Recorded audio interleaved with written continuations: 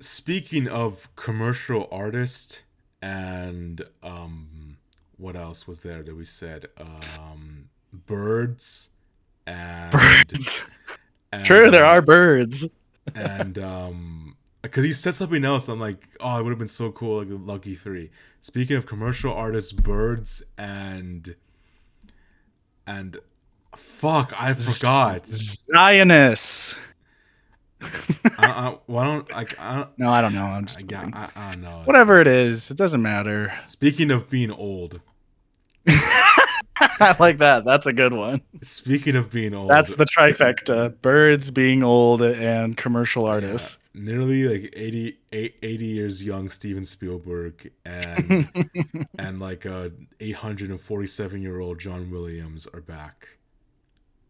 It's true. I literally thought this guy retired like twice. But I thought he announced he retired like 3 years ago. well, like technically he is retired, but like he always will have to come back to Steve. At this That point, the Spielberg only check comes in. Ugh. like no, like he loves it, like because like John Williams, like I remember vividly when they were promoting the Fablemans. Like John Williams looked so happy solely because he was working with Spielberg. Like their dynamic is one to die for. I mean, they call it. That's They true. call it. They. I mean, they jokingly call themselves like, yeah, the ultimate romance. This is our love story. Just That's two old cute. people. Yeah, and like, yeah. I mean, that's something I can start off with is that, you know, it's this really this is a very nitpicky thing. I mean, that Hmm. no one cares for, but this is something that I, as an autistic person, notices. Sure. And I've noticed with John Williams because I love John Williams. I've like Hmm. my family has grown up with John Williams music like our whole lives. Like I love John Williams. However, especially recently this century, I fucking hate how they distribute his music and the way it's used in some films. It's not as bad in the Star Wars sequels, but I think Disclosure Day was like the breaking point of how like this is a great example of I think in terms of I think this is a great example of if you actually want to judge the music by itself, if people need to go listen to the score by itself because the score, I think it's John Williams' best in so long, but the way it's used in the movie is very disappointing because it felt like it was Mm. so restrained. And the Yeah. worst part is this is something that I don't get, and I do get because John Williams, like basically gives 110% to every single project, even in his 90s. Because, just this today, Variety said an article where John Williams wrote like 3 hours of music for this movie, and only an hour of the music is actually in the soundtrack. And that always annoyed me. This was something that in the Star Wars prequels and the Star Wars sequels, you can hear like if you compare the soundtrack version of the score to the movie version of the score, you can hear differences, but there are Mm. minor. And it's only when Rise of Skywalker where you can hear that okay, like they just like completely didn't use like themes for the movie, which was like just so That's odd. crazy. And in Disclosure Day, it's like half the score that you can hear in the soundtrack is not in the movie. Like there's one track called Reprise, which like supposedly is like the end credits music or just like it's the closest thing we have to a suite. And like that's one of the most magical things I've like that is John Williams. I felt like a Hmm. kid listening to that. Like I almost cried. I listened to that track alone like 20 times already. Not used in the movie though, for no good reason.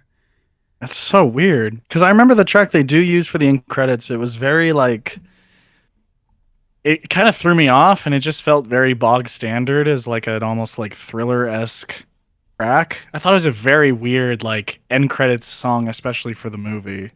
So to know that there is apparently a really great final track in the official soundtrack that's not even used in the movie is very, very Yeah. odd. Because a lot of the music felt very, it felt kind of bog standard. Maybe just even just it was just utilized in all the moments you'd expect. Yeah. And now that you tell me there's like 3 hours of music, it makes me wonder if there's actually a really great score here that was just they only picked out the Yeah. very specific moments to like punctuate God. all the expected scenes. Because Yeah. I kept, because I knew it was John Williams, and every time I tried to focus in on the music while I was watching it, it just never really, like, it worked, but it was just too practical. I It mean, fit like, its usage, and it just did not, yeah. like capture me very much. Yeah. There were like, I think like the main theme, which is like, I think that if there was a main theme, it would be like what I would call the listen theme, where it's like da dee da da dee da dee da dee da da dee da dee. It's like that plays like in every time where the aliens are communicating like or like telepathically with the main characters. Like, when you actually listen and pay attention to something that's happening. Very, I thought like every time that theme played, it was very effective. Like the first time the cardinal comes out of the window, I Oh thought the yeah, music yeah.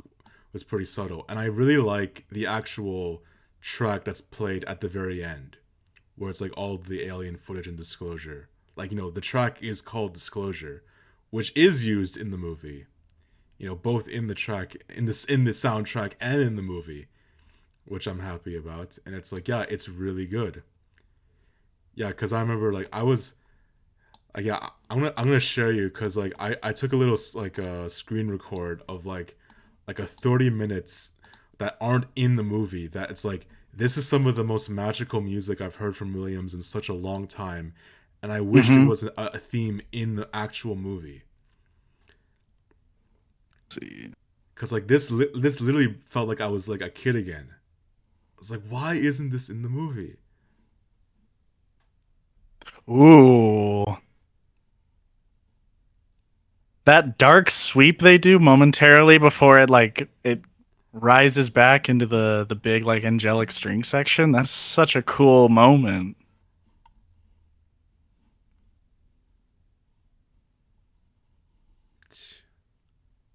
Yeah, why the hell didn't they use this?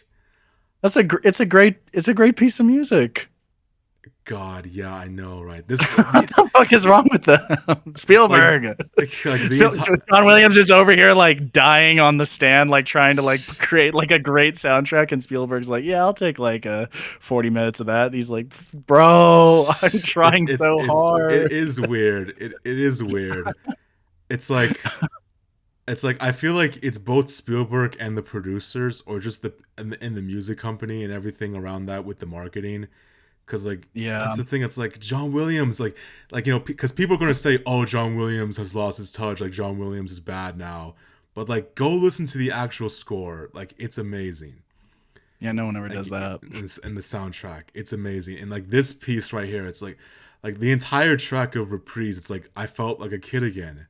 Like I vividly remember like when I got out of the theater, I was just listening to this track, and I was like skipping. I was like, oh, I feel like a kid like walking down the streets, like with such joy, more joy than I had actually in watching the movie. To be honest, not this like which like yeah, we'll Yeah. get to that. I just wanted to just have a little rant about the John I Williams thing, which is also no, yeah. the funniest part about this specific track is that they use it in some of the marketing promoting the John Williams score. Like there's a What? video like where like Steven's like, "Oh, it's so good to be back with John Williams again."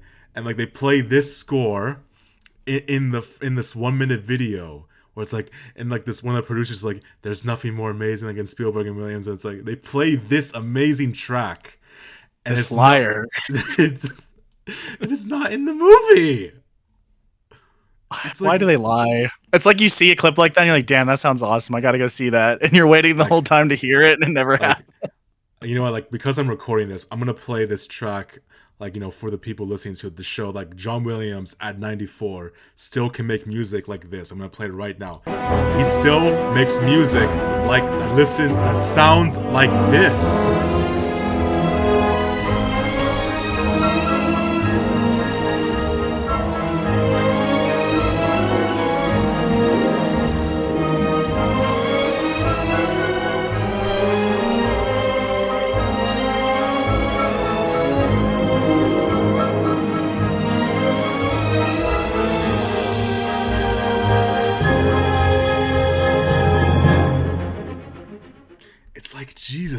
Christ. I almost cried. Yeah, they said we don't need any of that. I mean, like, I will say though, like, in that same promotional video, they also showed the music, when like Josh O'Connor's in the crop fields and he sees the alien signature. I like that track, and I like that they Hmm. play it in the movie. Because like I love John Williams' ostinato in his modern tracks. It's very Philip Glass inspired. Because I noticed this with AI as well when I was rewatching that. It's a very Philip Glass inspired score, and this also Mm. feels a lot like that. Yeah, and like the funny part about that is it's not in the soundtrack. It's like Jesus Christ. It's like I will listen to 5 hours of John Williams music if that's how much he has. Like, come on now. Yeah, if it's obviously worthwhile and you're like proving to yourself that like there's something here to like actually pay attention to and you're not just doing it out of devotion to John Williams. It's just so strange. Like it's not as if there wouldn't be like I could think of numerous places in the movie where like a that piece of the soundtrack you could have fit it into and they just choose not to. It's just Yeah. very very strange. And it's not even like you're diving into the deep hidden files of this 3 hour like soundtrack. It's like this is just what they chose to release publicly that they for whatever reason don't want to use in the movie. I'm like, Like these are the yeah, selected songs that they have already yeah, separated from that 3 hour soundtrack and put out publicly that it's always the weirdest thing for me because I appreciate this rant because this has happened to me numerous times before where I've gone on after like there's been pieces of a soundtrack that really wow you and then you go and listen through like more of the soundtrack online and then you hear other pieces of music that really get to you, and you're like, "Damn, I got to go rewatch this." And then you do, and you don't hear those songs in the movie, and you're like, "But you put it on the why is it on the official soundtrack?" Like this God, isn't yeah, like it's not like a deluxe edition of like, "Oh, here's more music we didn't include." They're telling you it's the official soundtrack, but it's shit, literally not the official soundtrack. This is not the soundtrack to a yeah, movie. This is a piece of music they wrote for the yeah, movie. You didn't use. Like yeah. I don't understand that. And it pisses me off every single time. Yeah, like I vividly remember when I was a child, and I noticed this in the Star Wars prequels. That the soundtracks were like the soundtracks you hear like on its own is different to the score that's used in those movies. And I found on YouTube like like people like constantly like make these fan made extended soundtracks of all the Star Wars movies, especially the Star Wars prequels. And I listened to the extended tracks for like Attack of the Clones and Revenge of the Sith so many times. So many times I listened to like the extended tracks a lot. Yeah, and like with Star Wars, like it's not annoying, like because like I get it, it's minimal changes, and like it's fine, because for example, it's like the ending of Attack of the Clones, the music in Attack of the Clones, has small changes that are just there to match with the pacing of the edit, and like and that's fine. Like you would think you would need to do that, as an alternative, and then like you can release something that acts as a standalone piece of music. So that's understandable. A little annoying because my artistic brain wants to listen to the actual every single note. That's exactly how I listened to it in the movie because it moved me. But I understand for marketing purposes.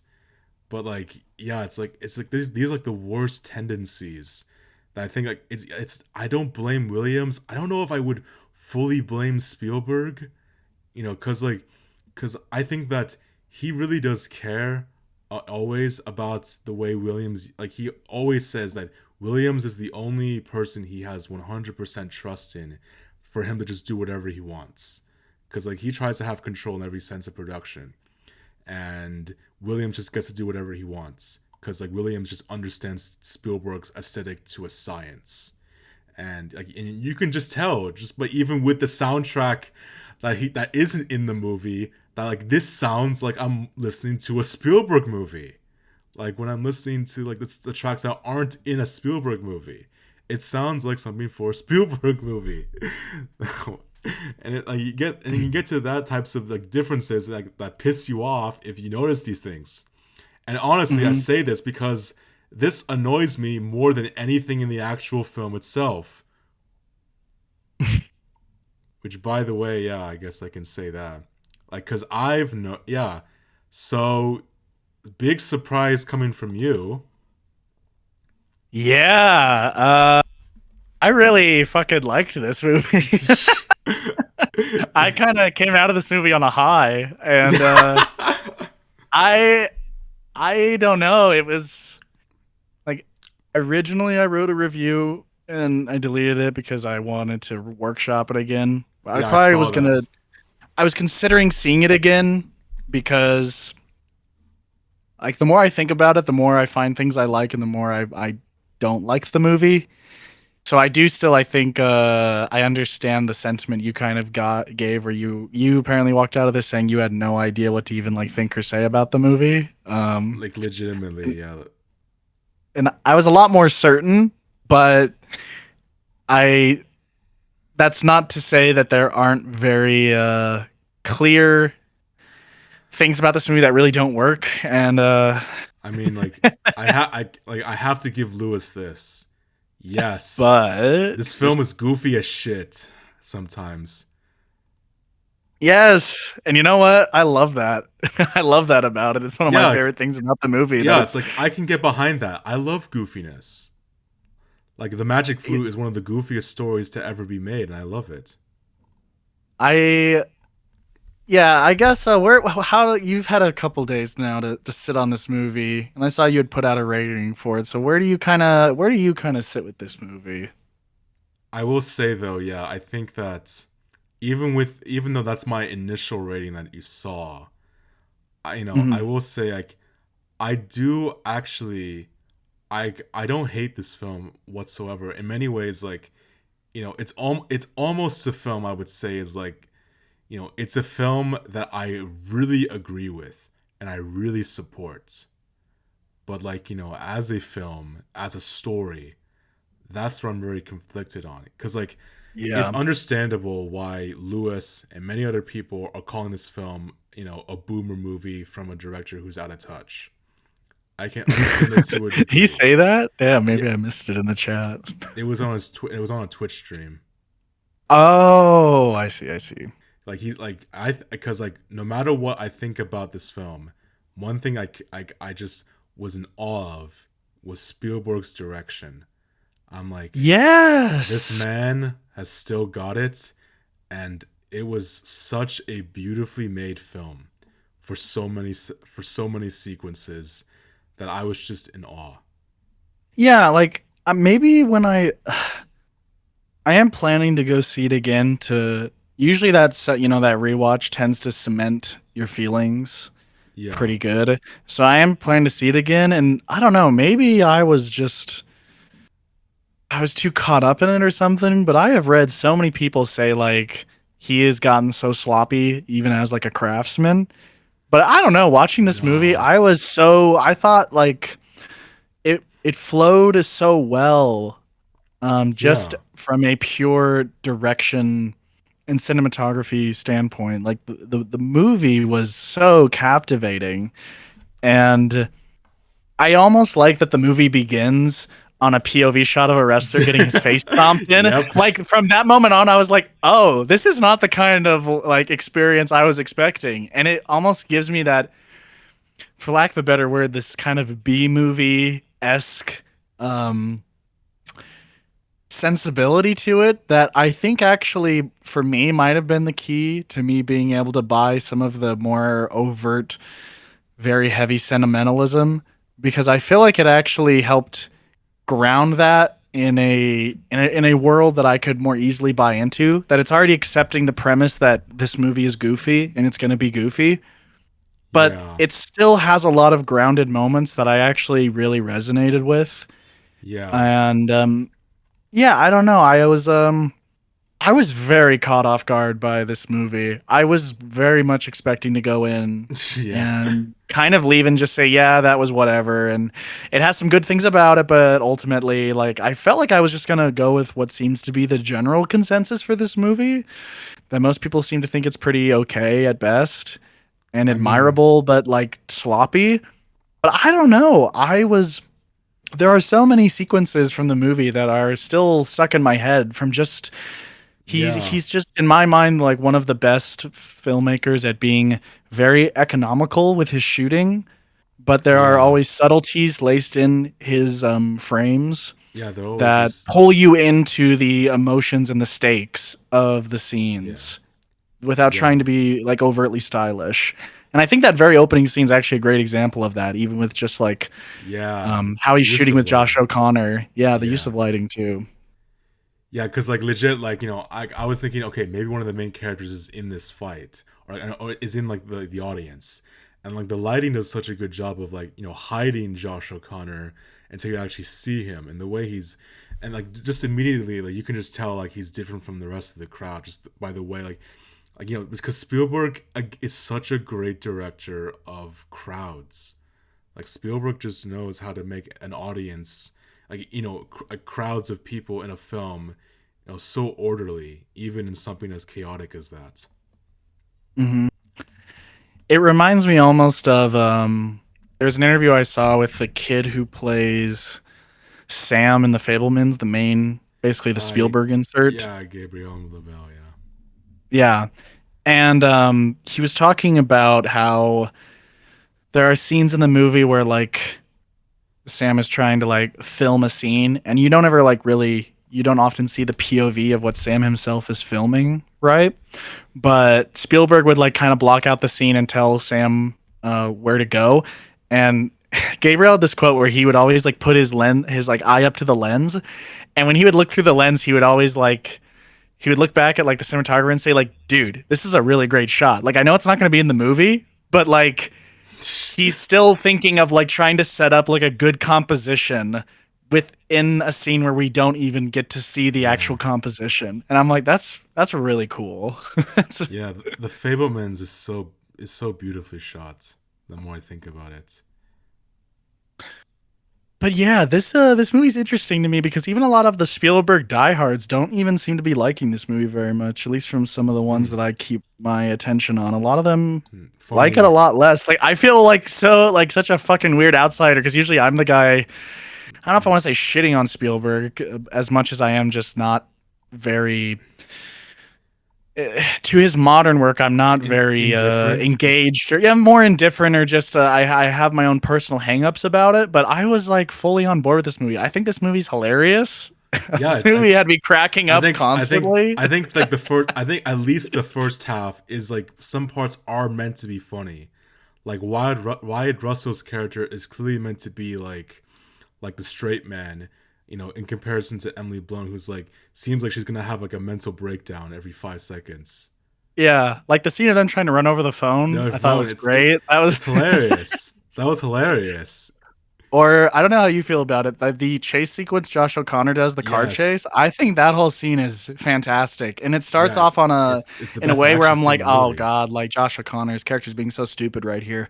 But the more I thought about it during the scene, I'm like, well, Spielberg has established this guy who is willing to take extremely bold and maybe stupidly risky moves in order to save or go after his girlfriend. So this actually feels completely in line Yeah, with his and character to me. And then he's even in the moment being like, "The fuck am I doing?" Like yeah, I know it's like it feels like a very Spielberg thing of like intuitively he knows the yeah, action he has to take and he's going to pursue it. And it's only in the midst of that action as to where the character is going to be like starting to like. I like the fact that they openly question.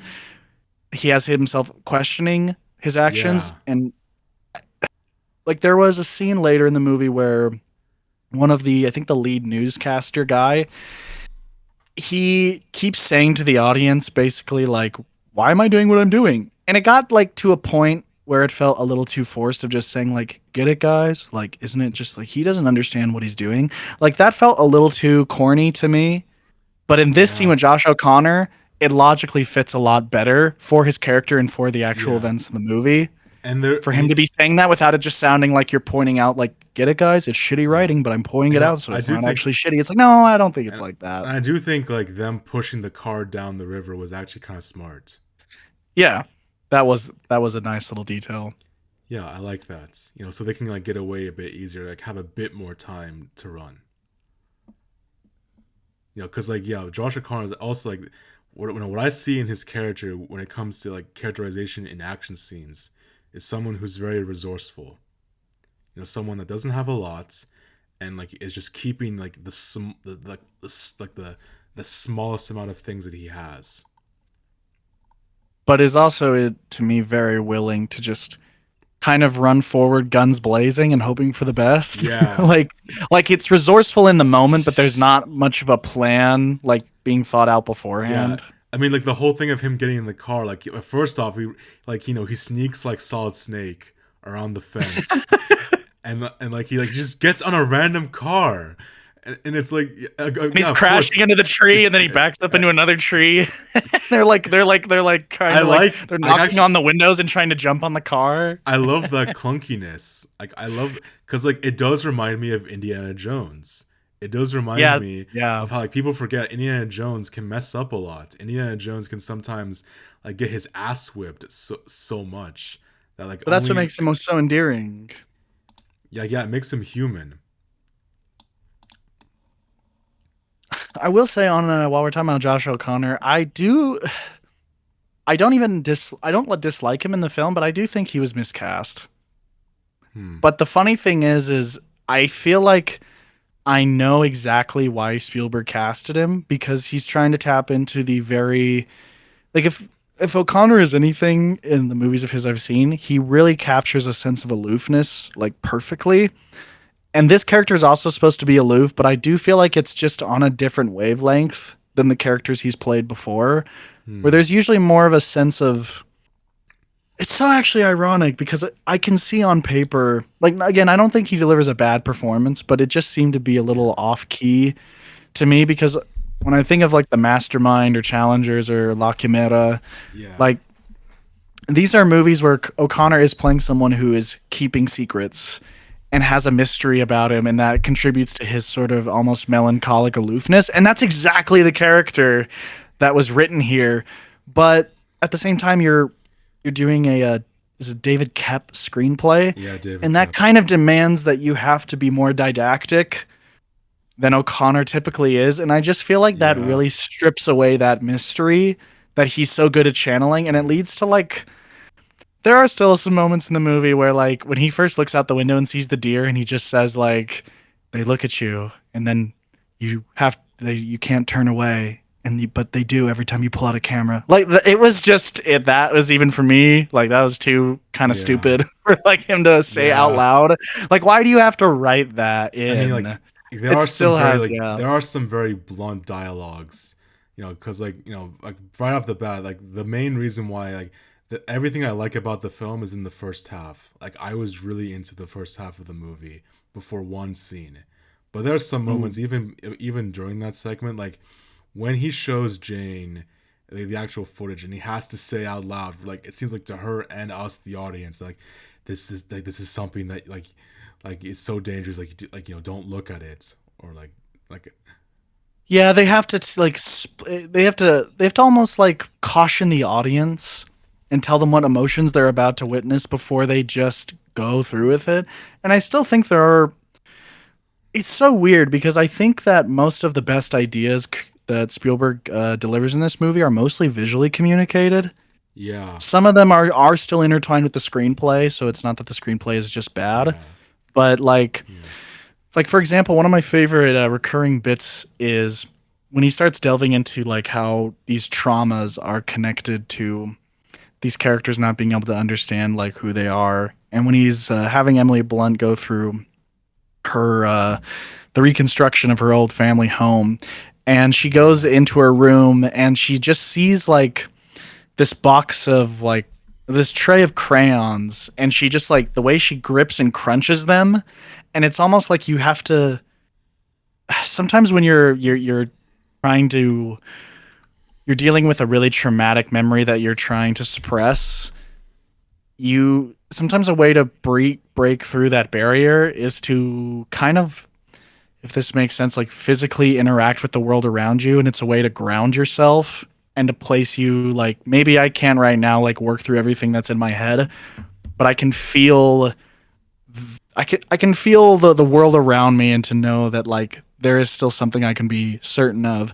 And when she does that, it just kind of hits on this note of like how did you get this such a hyper specific detail of like this is my room and I did like have these crayons here, and like the fact that you knew that, like from what how she reacts after that, like you can tell that that Yeah. awareness starts to take down those initial blinders she has of just seeing the shock Hmm. of her house and knowing like what that means for her to enter it again. It Yeah. disarms her. And like that's a really cool visual detail that the screenplay doesn't have to just like speak out loud, because Spielberg Yeah. knows how to emphasize that visually and through the sound design. Oh yeah.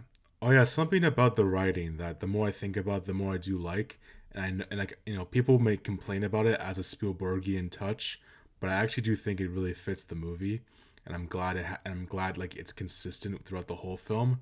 No one dies. Nobody dies in this movie, and like Yeah. no one gets killed, and like every chance for violence is like stopped, and I like that because this film is about unity. It's about empathy, and it's about how even the quote Hmm. antagonist, we're all part of the human race, and we're all meant to be united because we all have the capacity to be empathetic towards anything, especially towards other human beings like ourselves.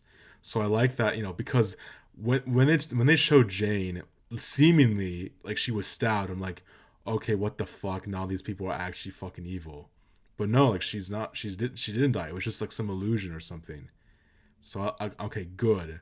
So like it is still consistent. So yeah, it's like and if anything, in terms of a written character for the most part, because like most of the characters I was a bit underwhelmed by, but Colin Firth's character I thought was actually really interesting until the Hmm. very ending, because Oh. like the very ending where like he just gives up is stupid. I still think it's like as a character where like he just sits down, like it's like old man. It's like, oh well, I give up. Like I still think that's fucking stupid. Even no matter how much I try to justify it, I still think it's stupid. But everything around Colin Firth before that, his relationship, his dynamic with Colin Domingo, like the idea of like his lost wife, and like him, like seeing the Even his aliens. relationship with Josh O'Connor. It's not to Yeah, interrupt, but yeah, like I like that it's a cute little line when he captures him. He's like, okay, like first we're gonna ignore how much this whole event has personally upset me, but like I'm like, oh, you like fucking hurt little dame. Like he yeah, is consumed by pain in a lot of ways, and I like that actually that brings out the humanity of a guy who's supposed to be the embodiment of humanity's like unempathetic fears and paranoia gone wild. That it shuts yeah, them off, but he's still just such a deeply human character. I do like that. yeah. I think easily the best scene in the entire film is the interrogation scene with him and Jane, where like we see the device like as like almost this possessive telepathic device of just controlling another person. Like that was incredibly well shot, incredibly tense, and Hmm. and much like most of the symbolism in this movie, this movie has the most obvious symbolism ever with the Yeah. cross and the blood. But it just I can ignore that because like I was really entranced by just the scene as itself of questioning, and that's where I saw, okay, this isn't a evil person. This is someone who simply is just an antagonistic force who believes that like they need to not let this technology fall into the wrong hands. And it is an understandable perspective. Like it didn't ever I don't think it for me it ever got to the point of feeling like cartoonish evilness or like sure we as we learned later with Coleman Domingo, which I actually think that's a really great scene. Um With him and Colin Firth, where it's like 79 years, it's yeah. like all these lives has to end and stuff like that, trying to convince him like they're both like it's like a Yeah. debate. Mhm. Like it still comes off to me like yeah, they don't even like the film. I was surprised how much it got into the fact that like there are valid arguments to be made on both sides of actually disclosing this, and it wasn't just yeah, he's just a crazy paranoid who has he can't get over his dead wife, and that's why like like that's why he's doing all this. Like it informs his decision, but like you were saying in that earlier scene between him and who plays I don't remember who plays his girlfriend now. Well, like Eve Houston, I think, yeah, Jane. yeah, Yeah, yeah. Like, the scene with Jane. We it's we get to learn in that scene that there is something more, not just human, but there's a valid opposing perspective that is being advocated for that doesn't just dwell down to trauma or like corporate interests. And I think that was maybe the best thing that was put into Colin Firth's characterization. It made it a lot more believable for me to follow along the movie and to care about him than if it was just like it uh, could have been a lot more generic. yeah, yeah. I think like as just a writing standpoint, I think he was my favorite character in the movie. Especially like with the advancement, I think Colin Firth, I think is actually really good in this film. I really wish he would play more antagonist roles because he can look effectively sinister in some shots. Mm-hmm. What I am curious actually now, kind of danced around it. What was the scene you said where it felt like there was a turning point in this movie for you? Like I think it's the turning point for anyone that watches this film.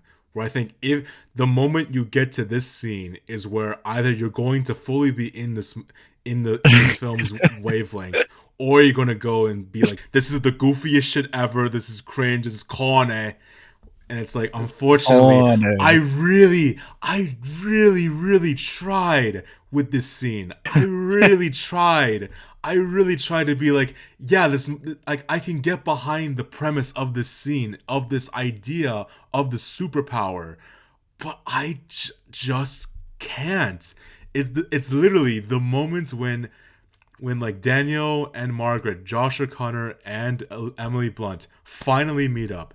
It's like the moment they meet up is when the turning point happens, where then like we see the full extent of her superpower, where like she can just visibly appear as anyone's like most cherished person or anything that they care about, where you visibly see it and they all just go, "Oh, it's you," or it's like, "Oh, it's you," like mother, my father, and and that's how they escape. And it's Mm-hmm. like I can get what they're going for, and I get the premise of what the power is, and I like it because it was foreshadowed like earlier in the film with the cop. I like that. It's Mm-hmm. just the way it's filmed, the way it's shown. It's like almost a Neil Breen movie. It's almost like a Neil Breen movie at points.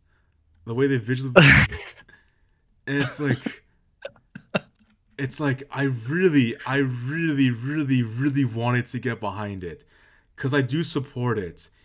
It's like because I believe in this stuff to a degree, and like I want to embrace the corniness. I want to embrace the cheesiness, and no matter what, I think regardless of the execution, I think this film is deeply sincere.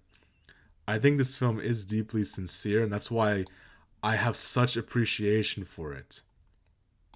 It's just that conceptually, I just can't get behind some stuff, as a story, really, if anything. Yeah, I it makes sense that it's funny because I completely bought this scene and I was invested. It's like I really tried. I cannot Like, and express I enough. don't even know, like, I think like I have arguments for it, but I think any argument I could put forth, I think you've already addressed it in the sense of saying like you understand what it's going for, and I feel like my arguments would just be articulating what those scenes are articulating and why I think it works. But what is the problem is the veneer in which it's like communicated through.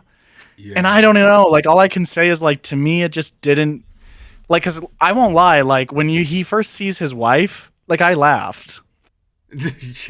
Yeah, Like the it's way like it's just like she has such like a plain face, and just the reveal of it, like she's just kind of standing there. And I remember, I think I heard a guy in my theater audibly say, "What the fuck?"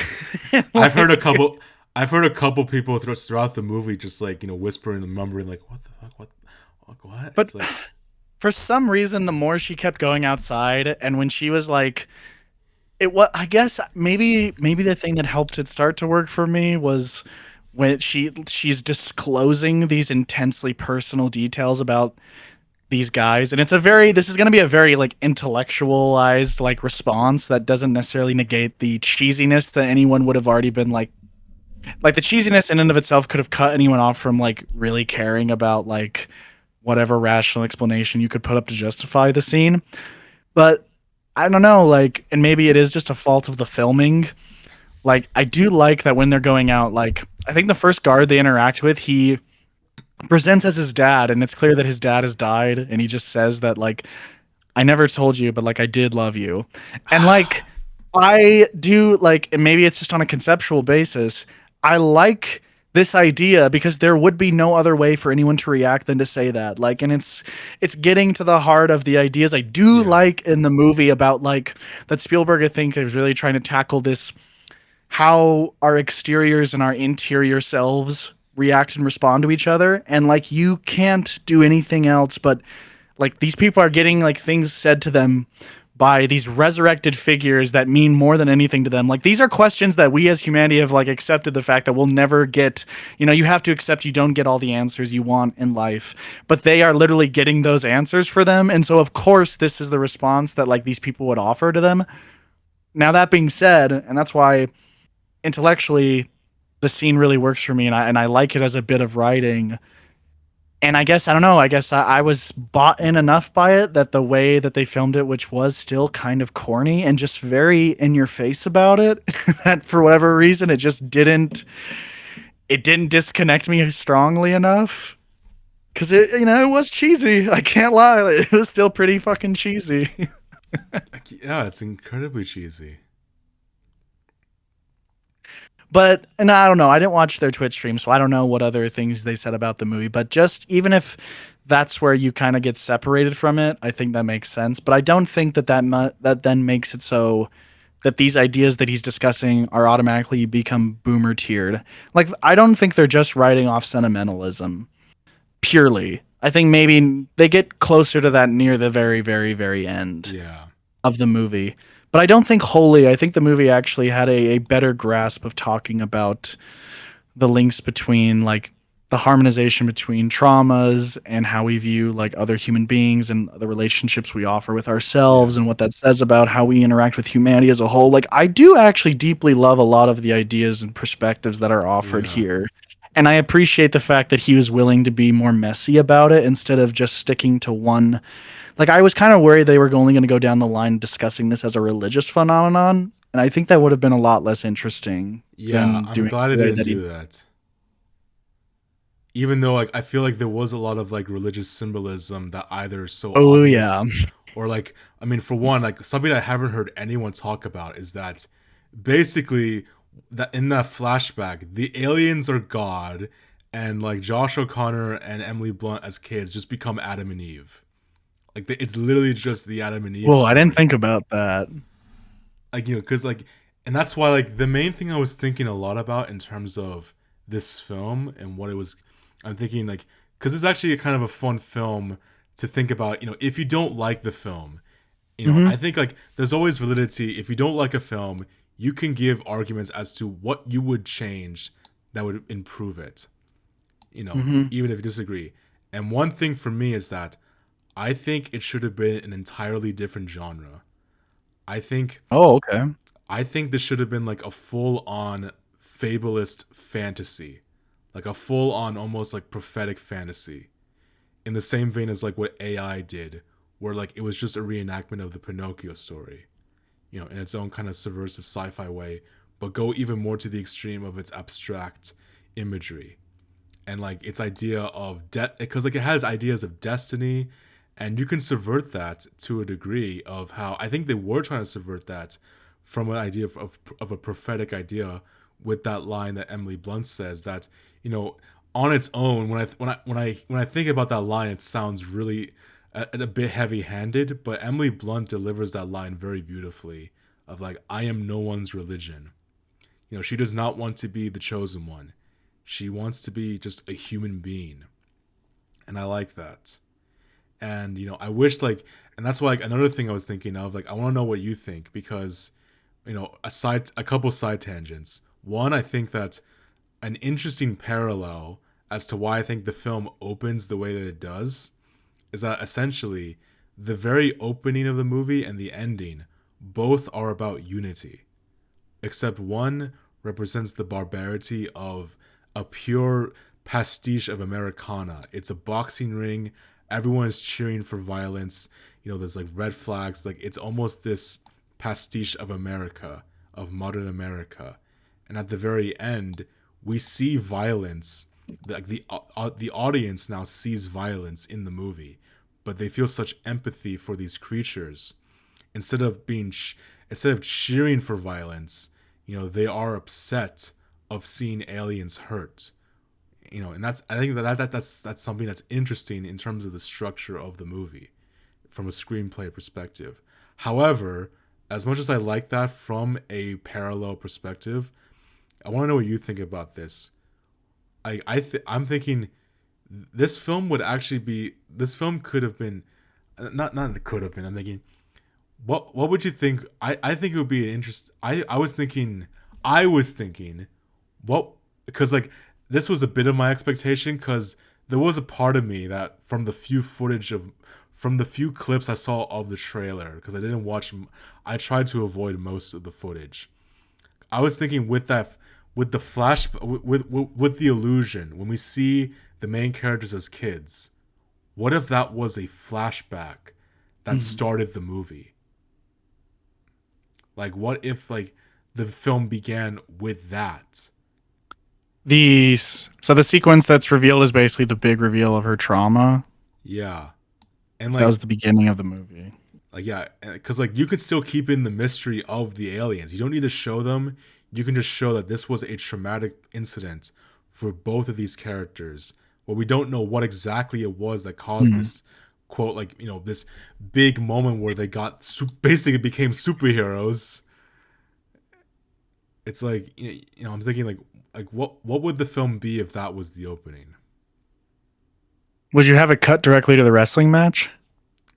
That'd be awesome. I think that'd be awesome. Actually, like let's just do that. Let's do that. Like I'm the editor. Like I'm the editor, and like okay, we'll open with this scene, then cut to the wrestling match. I mean, that would honestly like it would. I could still see it working because it still brings us in mind with now the very B movie esque thriller escapades of the movie. So you're getting both these sentimental emotions right from the very get go, and then the sillier action adventure mode right back to back with each other. Yeah. I don't know. I'd have to think about it because I'm not necessarily even opposed to this idea. I guess how much do you think the movie loses as far as like something I like about the very beginning is you're thrown in with the characters in feeling there's a paranoia about that opening that you don't know what's going on, and Yeah. at first it's just about the exterior circumstances of like plot wise and what is all this information, what do they have, what have they lost, and what are they trying to like do. And then the more it goes on, you also realize that these characters themselves they feel lost to themselves, and they're constantly getting these signs and signals, and they don't know how to progress forward. So do you think that showing that would clue the audience in too early to like, oh, these guys are these gifted children, and they kind of already know like who they are and who they're meant to be before it's supposed I mean, like you can keep the idea that like to be revealed to us? I guess what do you see as the biggest benefit to putting that scene first and foremost? I think like it just establishes the tone of like what this film is that this film, I think, because like Steven Spielberg has always said that like in the Q&A, like Steven Spielberg said that like with E.T. and Close Encounters and now this is like a trilogy of like alien films, but he never calls these films science fiction. He calls these films science speculation. And to me, like I think that makes sense because I never saw these films as sci-fi is 2001, sci-fi is Interstellar, sci-fi is stuff like Planet of the Apes, where like it's based on these math like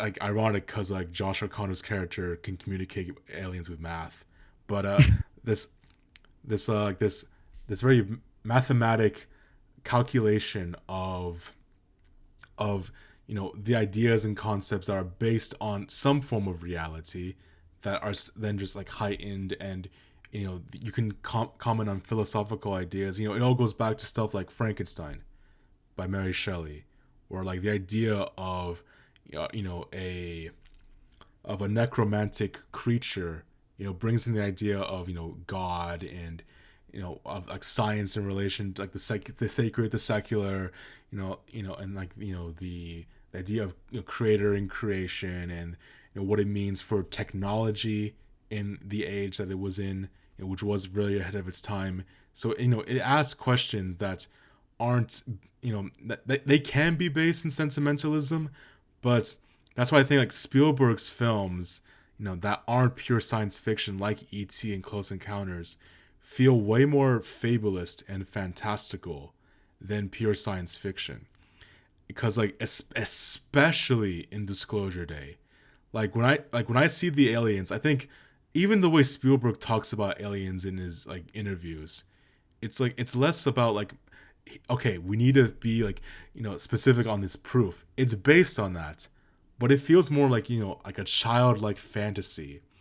That's Hmm. why I think the religious aspects are there somewhat, because like you can argue that like aliens are almost the equivalent of these celestial beings. I mean, think about the way the aliens are in Close Encounters, or the way ET is like shown, or just the very fact that ET can almost be seen as a fantasy creature as much as an alien. It is as much fantasy as it is quote unquote science fiction, especially again in Disclosure Day, where like the technology used in this movie is is less science fiction, and just as about as fantastical as the One Ring from Lord of the Rings. Like it literally Yeah. is a device like that, where and I do think a flaw that as much as I enjoy the concept of it basically just being a plot device where it can do anything, I do wish there was more solidification as to the actual rule system as to what the hell these like chords, these like chiseled chords can do, because they're basically magic devices. They're basically telepathic magic devices that can be used both for good and evil. And ultimately, what we need to do is that we need to have these devices made for good.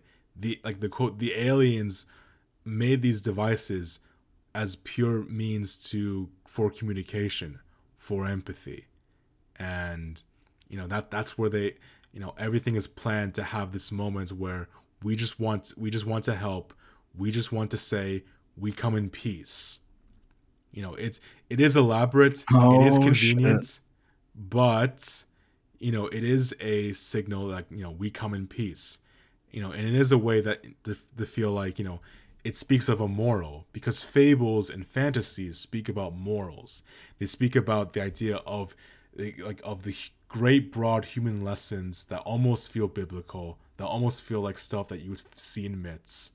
And just to have that iconography of the fact that it's not just you have the Adam and Eve symbolism with Daniel and Margaret, but also you can subvert that by just saying these are people, and ultimately like these are simply just vessels to signal that we are going to represent empathy. We should remind everyone that this should be a thing that should be in our human society, which as we can see right away after the flashback, because if we are hypothesizing on alternate edits, we have the origin of the plan with these aliens, followed by the most brutal human violence, which is of watch spectacle entertainment of just punching each other in the face.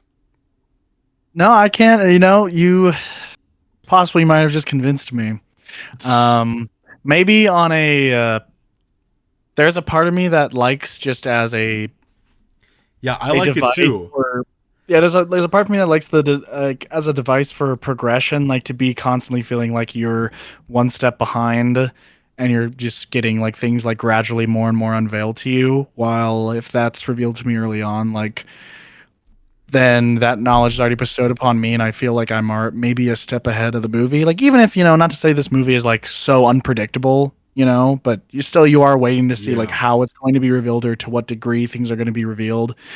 But I think you might be right in the sense that like that scene is the most fantastical scene in the movie.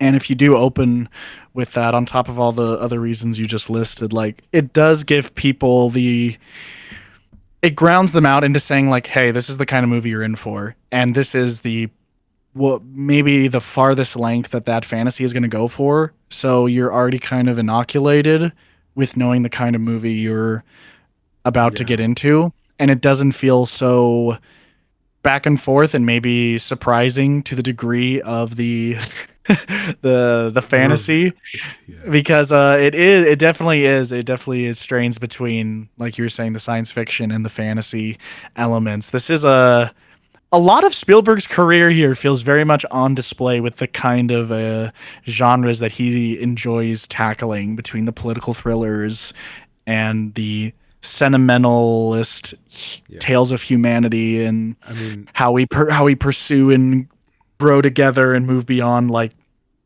selfishness, and then also the very I don't even, just I guess you're saying they're not really as so much sci-fi as much as they're this weird blend of sci-fi elements and fantasy coming together. yeah, which like, in many ways this film is actually kind of trying to be ambitious. Like it tries to be almost every genre. It tries to be Yeah. genre, it tries to be spy thriller, action, adventure, sci-fi, fantasy, fabulist, like religious symbolism. It actually Yeah, a bit does try to high-minded with balance. its ideas. It really does, which I was surprised by. It actually tries to do a lot in a way that, is very Spielbergian. um yeah, the more that I sit on it, the more I'm like, even for I think what it's fascinating about this movie is like, for the reasons I think that it's good, or you can argue it's bad, I think this movie is one of the more fascinating releases that you could Yeah. get a lot of discussion out of, and in almost any which way you want to take it. It's almost a Either as litmus like a test. yeah, Cause like I can't remember the last time I saw a blockbuster film that was so evenly split than Disclosure Day. Because what I decided to do for the first time in eons was to go on Twitter and just see if the initial reactions just from random people. And a lot of people really loved it. And they were like, trashing on people that clearly were cynical. Or it's like, you guys hmm missed the point of the movie. Where it's like, this film made me cry. This film was like awesome. This film made me emotional. Like a lot of people were moved by this film. and surprisingly enough, I would count myself in those ranks. This movie really did move me. I shed tears during this movie, which was the most surprising thing I think that Yeah. it could have ever done to me. I did I not. really, yeah, I really tried to. I wanted to cry. I wanted to cry at the end, but for some reason, I just didn't. I just couldn't. I was surprised by. I think this is Emily Blunt's best movie. Yeah, I it's think her easily. performance here is She's fantastic, awesome. and Yeah, it's fantastic. she's she's a. She, it's funny to me. She's a red flag actress where she's always going to be. I've always thought she can give a decent to good performance, but she's always in a movie that collectively I feel is mid. So Yeah, anytime I see her in a leading role, I always like, oh god, I don't know. I think this movie is downgraded in my estimation. But here she really fucking gives it yeah, her all. And she's asked to do a good amount yeah, throughout it. yeah. It's like it's funny. Like, we didn't mention the train scene. It's like even hmm more than the train scene. Like the scene right after when they're inside one of the carriages. Like right after the action sequence when she just is hyperventilating in the carriage. Like that was fantastic. Yeah, and I don't know. Movies like this are even saying movies like this is interesting to me because like we were kind of saying before, like it is so split between wanting to be intentionally goofy and then unintentionally Spielbergian, which is goofy with its sentimentalism sometimes, depending on the heights it goes to. And then there are certain scenes in this movie where it actually reaches for a really, it tries to be raw and grounded in its drama, which I wasn't expecting. And I think I saw someone on the Discord, like they made a joke about like they're like you're here when she like hits the piano with her hands, I and don't it remember is that like scene. clearly When was that yeah, again? it's when it's in the same panic attack scene. It's the very end of it when Josh O'Connor's trying to comfort her, but it's she's still like hyperventilating more and more. And eventually, Oh he grabs her yeah. hands and puts it on the piano, and he says something to the effect of like, "You're here," like you know, like you are grounded. Like he's like trying to overpower like all of her like spiraling thoughts. And yes, like this script is clearly calling for it's begging itself. It's insistent, you know. I get that element, and I think if you're already a bit tuned out of the movie, that's gonna hit you in a goofier way. But as someone who is still relatively invested up to that point, having her like I feel like there was a lot of other ways that he could have like really hammed up like the fact that she's hitting a piano.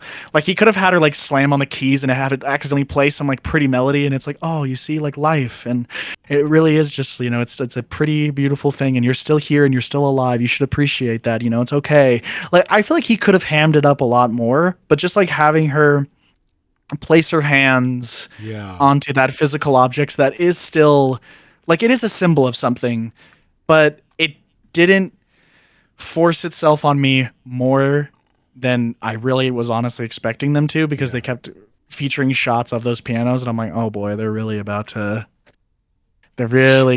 throw it in my face." But I don't know. I feel like it was subtle enough that it still really worked on top of the acting itself being a pretty good display of a panic attack. And I think the two together in that scene worked quite well. Oh no, a realistic depiction of a panic attack. Dude, I literally thought that like when that was a thing, like what 2 years ago, every movie had to have a panic attack It still scene. is a thing. It still is a thing. You know, I think it's a good exception, or it works. But yeah, the It's it's I did start thinking it's about that. Like, oh no, it's an it's a panic unfortunate attack. meme. It's an It unfortunate is. meme. It's like Jesus Christ. Actually, I'm curious now because you mentioned like when Colin Firth like at the very end of the movie just sits down and relents. I Because that was not established at all. That he just like, I felt like we missed like so much of his arc through this movie, where it's like, okay, like I give up. that he would be willing to relent in the end. Like yeah, I so for me, I agree with you, but it's like I do and don't agree because I do actually think I see the way they were trying to show it, where his plan was to take out the generator so the message just doesn't get broadcasted, and when she's literally saying no, like I have a magical alien piece of technology that will literally not prevent you cannot prevent me from spreading this message. Like the power will always be able to be turned back on, which I mean they don't really establish how that really works within like that item. That's when I really started to feel like they're really trying to break the logic to make the feeling of the scene shine through. And under that very specific purview, I can understand why Colin Firth would give up and just say, "Okay, like you bested me, you beat me." But what was screaming through my head that entire scene is we've established that Colin Firth and especially his God, who I kept thinking it was Bradley Cooper. Who is his lackey in the movie? Because he looks exactly like Bradley Cooper to me. Um, Henry Lloyd Hughes. Oh, okay. Yeah, I've seen him in other things before. He looks exactly like Bradley Cooper when he's shaved. But he's like looking at him. He goes, "Are you gonna stop her? Why aren't you gonna stop her?" Okay, and he just like walks out. And I'm yeah. sitting here like we've established that not only is that guy willing to kill her, like he already tried to kill her once in this movie to no consequences delivered to him, despite the fact that Firth was like trying to hold him back. So okay, it seems like that doesn't really matter. But if you know, I accept it's like the movie didn't fully it realized it was in a trap because it wants me to fully commit to these opposing perspectives they had, and the stakes are so high as to like what impact will this have on the entirety of humanity. Like this could be catastrophic, and it's like, yeah, I love that. I love the discussion. I think they're interesting ideas. I'm sorry, you should have walked into that room after your plan was starting to fail and shot her in the head. I kept saying that over and over to myself, like, why would you not try to kill her? Like, I know why they don't want to do it, and I empathize with that. But it just feels like we've already tried to kill them once. I don't understand why one of these guys is not taking out a gun and just trying to shoot her in the head because she's not going to be able to stop a bullet. Like that was the point in the movie where the logic and the intuition like really break from each other, and they really want you to just move along with it with the story they set up for it. Because it just didn't make sense why they wouldn't. There were so many other things they could have done in that moment to try to prevent that they just don't do for literally no reason. Yeah. Because I do like the idea of him relenting in the scene, but I just can't buy it. I really can't. Because like we just missed like 2 or 3 more scenes with him getting to that point, getting to that mindset. Yeah, and again, like we've already shown that Boyd guy is like he's tried to kill her. He tried to like shove them into a fucking train. He was shooting at her. He had a gun. Just shoot her. Shoot her now. She's right there. You already tried. Like yeah, why not? Like yeah, I like the train scene in a vacuum, but like in the context, yeah, it's a cool sequence. Like yeah, it's a little odd. Also, what's funny is that right now, like my brother just DM'd me saying that he and like my parents just got out of the movie. Oh yeah. And like my brother just said like the movie was very meh. Yeah. Yeah, I can see someone just like relenting to the messiness of it, and just because I saw it with a friend and pretty much that was mostly their reaction. They didn't have a ton to say because they kind of just walked in. They said, yeah, this is a messy Spielberg kind of sci-fi thing. It's kind of goofy. It's kind of silly. And they were just like taken out of it. And they just didn't, there wasn't much for them to really say about it. But I don't know. I feel like even if you didn't like this movie, there is so much in this movie, good or bad, that you could talk about. Like, I will say something else about the car scene. I kept saying it so much to myself. I was like, why aren't they just getting out of the car? I think Josh O'Connor even says in that scene, like, we gotta go. And she's like, I can't. My feet are on the brakes. And I'm like, okay. And who fucking cares? Get out of the car. Like, move your legs, woman. Like, what do you mean your legs are on the car or on the brakes so you can't get out of the fucking car? Like, what does that mean? Speaking of all that, I think this is maybe one of the bigger things about the movie. What did you think of Emily Blunt's character? She's probably the most pivotal character in the movie. I think that the way she was introduced and like how she was established was solid. I just think that they just don't really develop her that much beyond what is established in the first few scenes. And the only reason why, like, I'm compelled at all is because of the performance, I think. Mm-hmm. And I think she's quite entertaining in playing like someone who just doesn't understand what's going on. They are compelled to move with the intuitions that they're being offered. And did it hamper you a bit that it felt like they had like obviously alluded to that she's experienced some kind of trauma in the hospital scene, but they never revisit that till the very like when they don't revisit it until they have to address it at the very end of the movie. Do you think maybe because I think she got some more development that I liked in that whole sequence, but it felt like they saved all of that for that moment. Yeah. Like there's a little bit with her and Josh O'Connor when they're driving in the car, but even then a lot of that is still like comedically based, or you're getting a little bit more info on O'Connor's character. Yeah. Who I do think as overall as a character is lesser than Emily Blunt is. Yeah. He felt still a little too vague to me by the end of the movie. Yeah, exactly. I'm just still laughing at the fact, the idea like my dad is a bit baffled by it still. Like what the fuck? Yeah, what are the old Spielberg heads? What do they say about this movie? Because That's a like, good yeah, question. because like as I told you, like in your DMs, like my dad has been watching Spielberg movies ever since he first saw Jaws when he was 9. So like this will be like, Yeah, and I guess out of the, I guess excluding AI, this is the first. Excluding AI, this is the first big sci-fi Spielberg that I've watched. So I haven't seen Close Encounters or should have been a fantasy. yeah, maybe it would have been benefited by it. I mean, I do.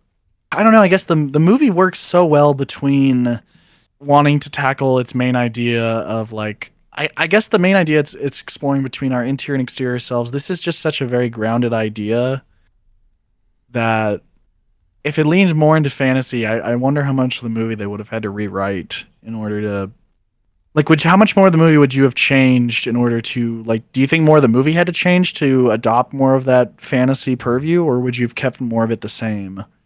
I mean, like, Because that one scene is definitely the most overt yeah, fantastical scene in the movie, and everything else is pretty I relatively think grounded.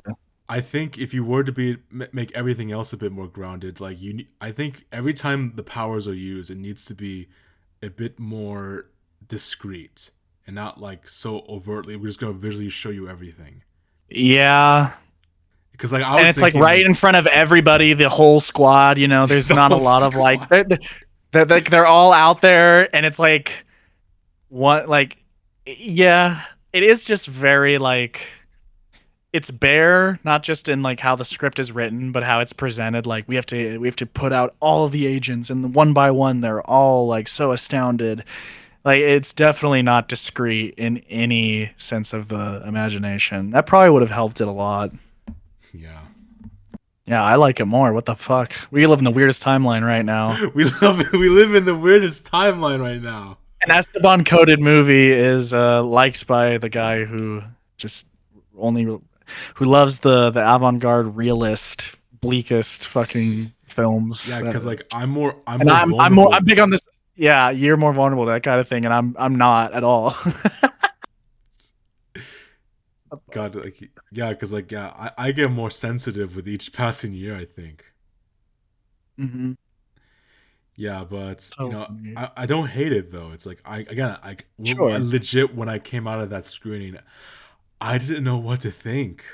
Like I was so conflicted, not because like I was like it was a good or bad, but just like does it work? Like did I love the experience? Like did I Hmm. you know is it even something I think like because I do deeply agree with it. Again, I think it's a film that I really support its message to a large extent. I just think the execution was I think it was pretty messy. Yeah, and it's part of that is why I like the movie, and then part of that is what gives it its problems for me. So I don't know Yeah. what the fuck to think. I need to You see it loved again. it. I see. I don't even know if I would. I really, really like it. So if you want to, yeah, whatever. If you want to say I loved it, that's fine. I wouldn't argue that too Okay, you hard. really liked I it. did. I really liked it, and like even when we got to the super overtly fantasy scene, I thought that was what's going to break me because I knew it was coming because I heard people talk about the CGI animals. But I was fully on board with the Hansel and Gretel shit. Like I Like liked yeah, the whole monologue yeah. walking up to it. I was fully on board. I like the animals didn't look like they like visually. I thought they actually looked There good. They was didn't look like shit. Like I there was was. like there was one close up shot of a fox that looked like absolute ass. I think like every time there's a wide shot of the animals, it looks pretty good, but then you get to a Yeah. close up and it's like ah. And it's when they move. It's when they have to run and have to. Thankfully, they don't run because that's the hardest part with any CGI creature. It's when you actually have to make them like move. You have to animate them run, and it always looks uncanny for the most part. Like it always looks bad when they run. Like they still can't get runny motions right with Yeah. CGI. Like we've It's not weird. reached the technology has not been that advanced. Like it always looks like, especially when the frame rate, because sometimes it's a bit higher than 24, which is that's usually what's seen as the average the average frame rate for actual human movement. But yeah, it's like this, like the CGI animals. I didn't think were that bad, like some people were saying. But like there was that one shot of the freaking fox looked like I was watching like a PS4 game. Was it when they were like outside in the street and it runs off? Yeah, Yes, yeah, because it that was one wasn't also in very the good. daytime. It was also in the Yep, yep. I was daytime. about to say because they have the later shot and it's at least nighttime, and they do have a Every other. close up, but it's very short and it's mostly just like standing in the chair. Hmm.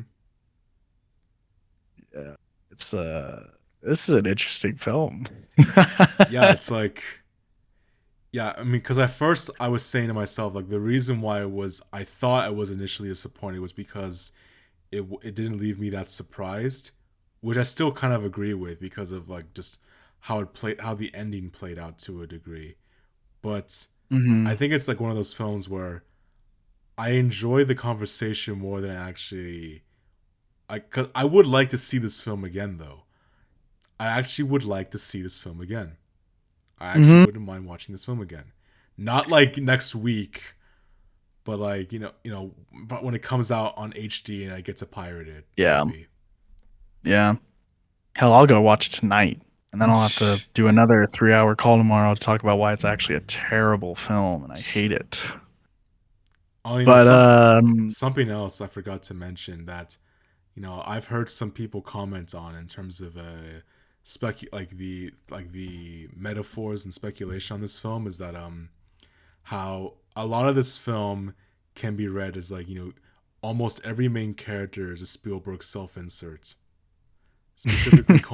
Specifically, Coleman Domingo.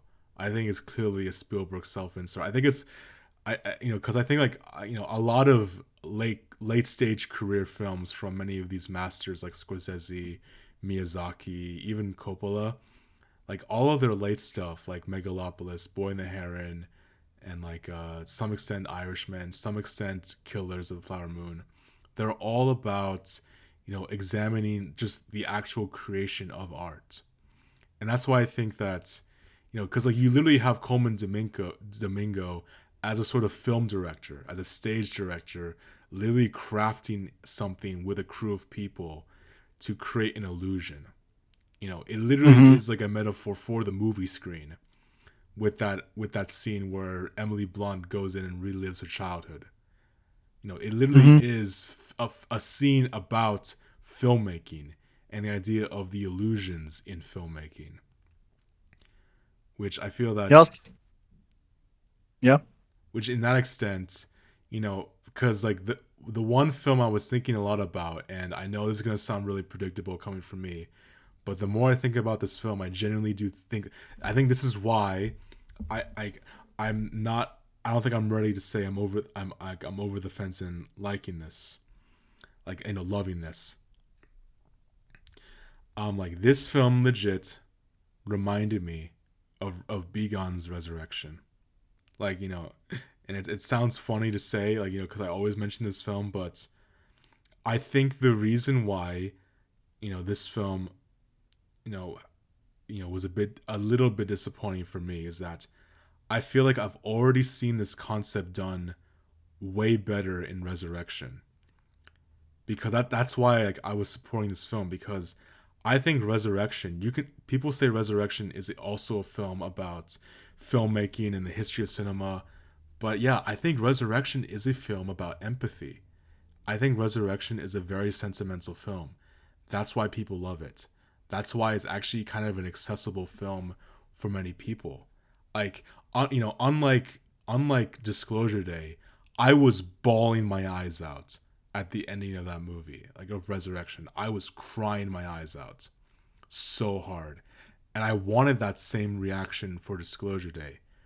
But like, as a story, it's funny enough, even though Resurrection is way more of an art film than Disclosure Day, I think it has a much more tight narrative, and Interesting. it has characters and ideas that really move me way more. It sounds like a weird comparison, but I genuinely do think that like both films are about empathy, and that's why I support Disclosure Day, because Resurrection already proved that it could work. To be this ambitious film that is not trying to be nihilistic or like purely intellectual. It's emotional. It's about empathy, and I love that. Well, if you've ever given another argument to go watch Resurrection, that would definitely be it. Yeah, cause like, yeah, I think that's why. Yeah, like, I was thinking that's why like it. I was like thinking that's why Disclosure Day was like a little bit odd to me because yeah, I've already seen a film like this recently, where like that worked for me way more, and who knows, maybe like you'll like it less, you'll like it more, like who knows. Hmm. But yeah, I feel like there's a good shot I'll like it more because like even with this movie, there are things about it which the more I think about like some even just the things we've already gone over in this call, just like it does stifle the movie and bring it down. And like as much as part of the messiness I do like about the movie, it's the more I think about it, it feels more like a bug than a feature. Um, well, I'm actually I'm a little bit sorry. Like I lowered your estimations a bit. no, I mean these were things I was already kind of circling in my head like last night. You know what I mean? Like I'm not gonna like the rating I put out is like still like the same. Like I haven't like 180'd or anything on the movie, but it's just it's an odd movie. It gave me some strong emotions and then some um still a good handful of things that I'm mulling over and deciding like how much they actually work versus don't work. So you definitely didn't make me fucking despise this movie now, or just be like, oh god, I liked a Spielberg movie. It's embarrassing. Like, I Yeah, liked one of the premier directors of the last 20 years. It's just not it. not it. Yeah, yeah. I do love AI though. AI from Spielberg is amazing. You see, I didn't like AI, so what the hell do we do now? Well, like I used to not like AI, but like when I rewatched it in prep for Disclosure Day, I was so moved by it. Yeah, I mean, it's honestly very possible. It's happened several times where the more time goes on, the more I put way and like so much less stock in my Yeah. whatever feel like whatever my take is on a first watch with a movie. It depends so much more on whenever I get back to it because it tends to either just be like fully cemented or there's just always something that like changes even if it's not major. Yeah. Yeah, like I was gonna say something like, oh yeah, I was gonna say how with AI, what really surprised me when I rewatched AI is that a major complaint you hear a lot is that like the ending is sentimental, and, like the ending is weird. But like, I don't know. For me, the ending was incredibly sad and bittersweet. I think if you actually pay attention to what the ending implies, it's almost very bleak and I felt the with same thing actually. yeah, where and now it's like full circle where the AI child like David tries to resurrect his mother, like his surrogate mother, which is simply just a creation, and it's like they Hmm. say and they say how it's like this is only for one day, so like literally like when the film fades to black, that's the end of both of their lives basically, Hmm. and like that is so sad and bittersweet. Yeah, it definitely was. The longer that ending went on, it was not putting a very fine line between the hopeful aspects and a bleak idea that's just kind of laying under the surface and it's not trying to pay too much attention to itself. Yeah. Yeah, new Spielberg definitely caused a way more fascinating reception than I really expected it to. Like the Fableman's reception, maybe it from the people who really liked it caused more of a they like really advocated for that movie more than I expected them to. But overall, like, yeah, that it was about the reception I would expect. But this movie is has been a lot more divisive. Yeah, it's odd. It's odd. Yeah, I don't know. I don't I know what think I else you think could. I mean I think if anything, this I think the reason as to why this film this film is getting the reception is because it is a blockbuster and the marketing, Hmm. which is why I'm curious, much like AI, to see what the reception is like years from now, of like what people think Hmm. about this film years from now. That could be very interesting. Yeah, especially since it definitely settles itself in a very modern context, which I do admire that Spielberg at least does try to center it in that way. Yeah. And I actually would defend one criticism in terms of logic with the ending, even though it doesn't change my opinions on how like, the story moves forward.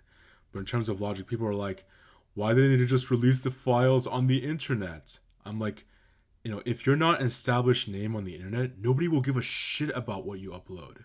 Like you Yeah, like exactly. it's like it means nothing. That's why like, believe it or not, like everything you hear about the Epstein files, about P Diddy, about everything that's big news comes first and foremost from news channels, from cable TV, like then goes and gets clips from the internet because they're already established places that you can argue, yeah, it's a bit boomer core because like, establishment, it's like less democratic than the internet.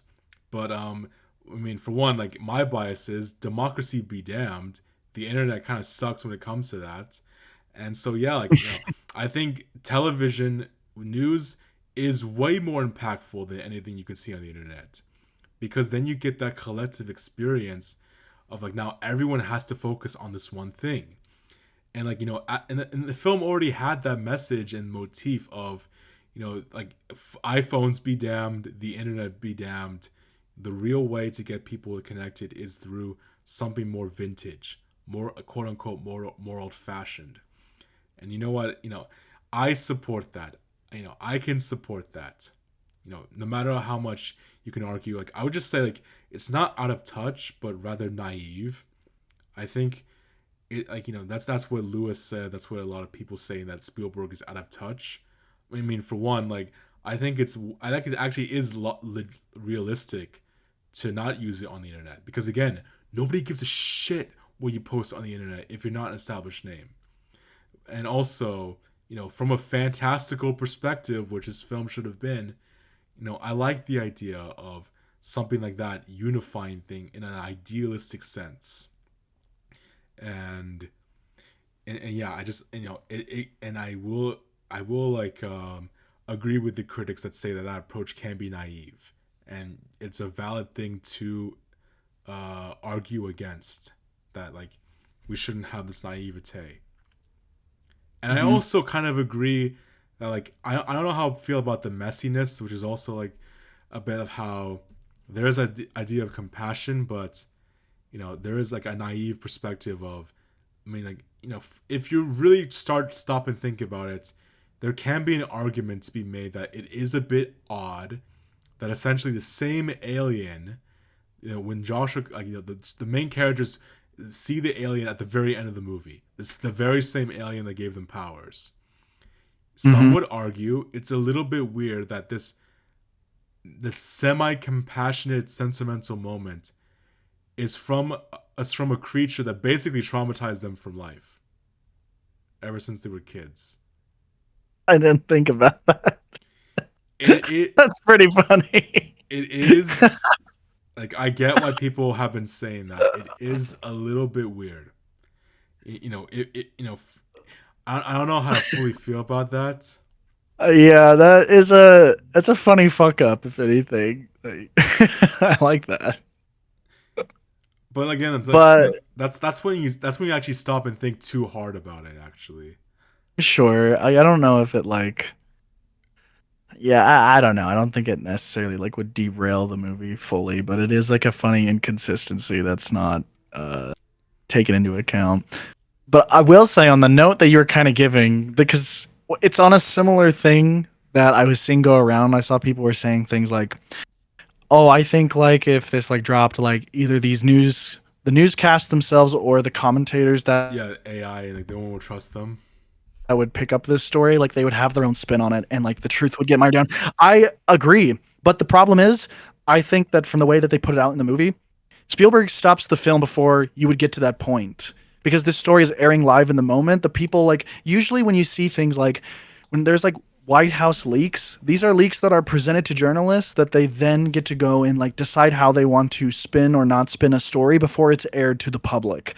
This is something that is being aired by a local like a local news station and just Yeah, being brought like sent out immediately. There's no time for them to yeah, take in the info and have any discussion of how they want to spin it. It is just being aired live to the public. yeah, And like you were saying, like if they wanted to just put it out on the internet, I mean, you could have like Josh O'Connor at 457 like tweet it out. You could, you know what I mean? Like the thing when people make critiques like this is I don't know if they always like think about like, okay, well, how would they? Because you can say just put it on the internet, bro. Everyone's on the internet. Okay, but like, how are you going to disseminate that in a way that anyone's ever going to pay attention to like you? You'd probably have to find a. You would have to say Spielberg would have to like, and maybe you could argue like this is a way you'd want the movie to go. Like he goes and finds some online commentator to disseminate the source, but like that would have been its own entire subplot. And obviously, like yeah, if you like Spielberg's a boomer, so obviously he's just going to do it through the news. But even through the lens they do it in, to me, it makes the most sense to do it this way, to have it immediately come out for everyone to be captured by the attention, like whether they like it or not. Yeah, Fox News would probably immediately start airing this because it is immediate breaking news. Like with the breaking news cycle that we have in the US, are you telling me they're just not going to air this? I find that like quite hard to believe. And then he stops the movie before we yeah, have time to see how humanity reckons with it. And all that he wants to center us on is this is a moment of unification where everyone has this collective moment of actually like being able to doubt their place in the universe, and he doesn't carry it out long enough for them to see like do they rationalize it, do they accept it, do they like I don't know what reaction humanity has to the realization that they might not be alone, but for a split moment everyone collectively has that unified moment where they think to themselves, I don't think we're actually alone anymore, which I do like, for whatever it's worth, even if it is a highly Spielbergian move to pull by the end of the movie. I think it works. like I will say, like one thing like that, like I will say is a little bit, a bit far reaching is like, the main news station we follow is like, funny enough, I feel like I'm a bit out of touch, which I can be a bit sympathetic. I feel like I'm a little bit out of touch with reality. I can be self-aware with that because I don't give a crap about what's happening, in our current times for the most part. Like I feel like a boomer sometimes, 23-year-old boomer right here, but from my perspective, it's like I don't know how popular Kansas City news is, but like that can't be one of the most popular news stations in America. Like that has to be like sea level in terms of the ranks of like news stations. And so like to have that be the one, I get it. The like the little one, the little guy that gets the big like, it's like the whole thing of Spielberg's whole thing is the hitch, like in all of his films, like it's the Hitchcockian idea of ordinary people in extraordinary situations, and so Mm-hmm. like small little things like that.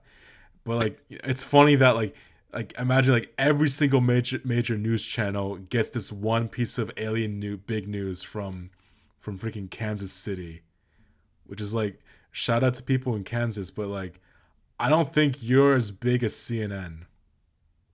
Yeah, I like that they try to like they don't automatically start airing it when they have them like they're like call New York. Like that'll be like a local station that will get more pull and then more people will look at it. Like and they have the newsroom for like a good solid few minutes like deliberate on what it actually is and what if they like should do it or not. And then inevitably they go through with it. So I like that it's not just an instantaneous like there's aliens, air it. That's news. Like they do go through a bit more of a haggling. But yeah, at the end like it is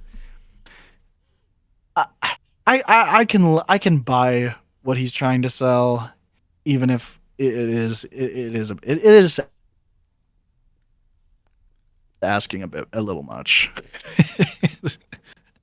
But I guess maybe they would be like, damn, this entire like Kansas City news station is full on like trying to air like when they start showing the leaked documents and the leaked military footage, I can see them maybe that being more of a pull for them. Like it's not just a pundit on there like offering their take or just saying that there are supposed leaks.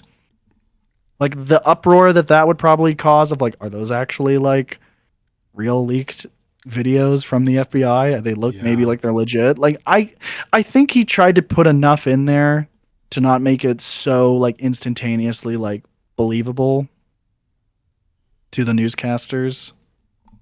Yeah. I mean, as Spielberg himself says, it's not science fiction, it's science speculation. Yeah, guys. I'm just gonna comment on that and anyone who's like hating It's on the movie. it's like it's It's like not actually it's science fiction. This is it's science sci- speculation. it's like it would be funny as a meme. It's funny as a meme, but like unironically, I do think it does make sense, especially for a film like Close Encounters. Like it does make Yeah, sense. As funny yeah, I as would it give is him that. as funny as it is as it would be as a meme. Why isn't it a meme? I I don't know. It just sounds like a cope, I guess. Like it's gonna be a meme at some point. Like it's like it sounds like a cope to say like I don't make science fiction, I make science speculation. But like if you listen to the whole argument like you'd laid out, like oh I can see what he's saying and I do think there might be something to that. But if you just say that and don't say anything else, it is kind of Yeah, like funny. if you're not Like that Spielberg, evades all criticism. Got him. like if you're not Spielberg and if you haven't made Close Encounters, then like yeah, like if you just say that, you would make no sense. This is true. Yeah, I don't know if I have much else to say about it, but Um, I mean it was worth like a good like hour and a 45-minute yeah, discussion or so. yeah, surprisingly a lot to say. Yeah, I do think that there is a lot you could talk about, Yeah, good or bad, about the movie. I good, think but that's what good. it's a fascinating movie to talk about. I think it will be a genuine litmus test, especially for people here on this server. Boy, be paying attention to what gets said. Yeah. Uh, I'm just trying to think of anything else because like, funny how like with all my reviews, every single time I do like any review or anything, I have no notes. I literally do not take notes when I like every notes that I have is are in my head. So I'm just Mm-hmm. going through like all my mind notes right now. Just His like brain little notes. brain notes like some side stuff I guess would be Richard Nixon cameo. Funny. Yeah, what the hell is that? Yeah, I feel like there was a bunch of funny little things that I'm just not remembering in the movie. Like, That one kid oh yeah, that the was gas station. like at the gas station was hilarious. She said she loves you.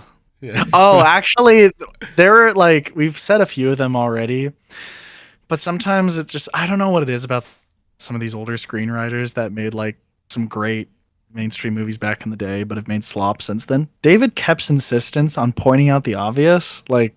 I think my favorite instance of that was when they're at that gas station and there's people like grabbing toilet paper and they're grabbing everything and everything's chaotic, and he just goes, What's the these people address? think the he's no he says these people think the world's gone to hell or something like that. Like he just says it out loud. He's like, wow, thanks, I didn't notice. Thanks for telling me that, Wyatt.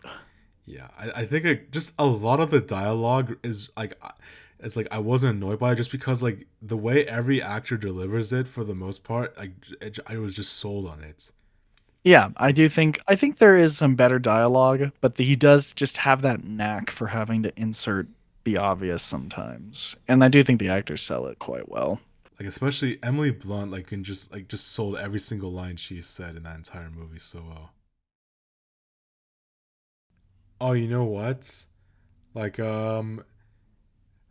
I don't know if you heard this term about disclosure, like about like films recently. Like, have you heard of the term hopecore?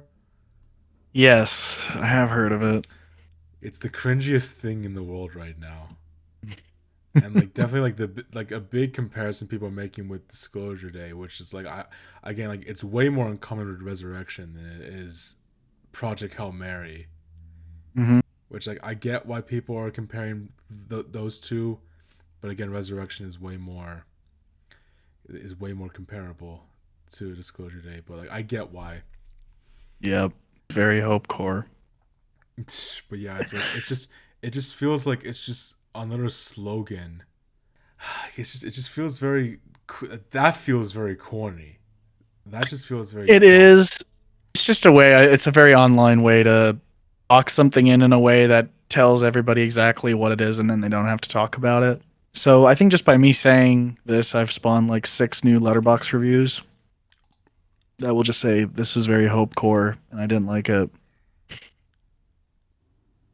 Yeah, I don't know. I think I might have to go get something to eat, but this was a very Yeah, no, it interesting was. conversation. I liked Yeah, it.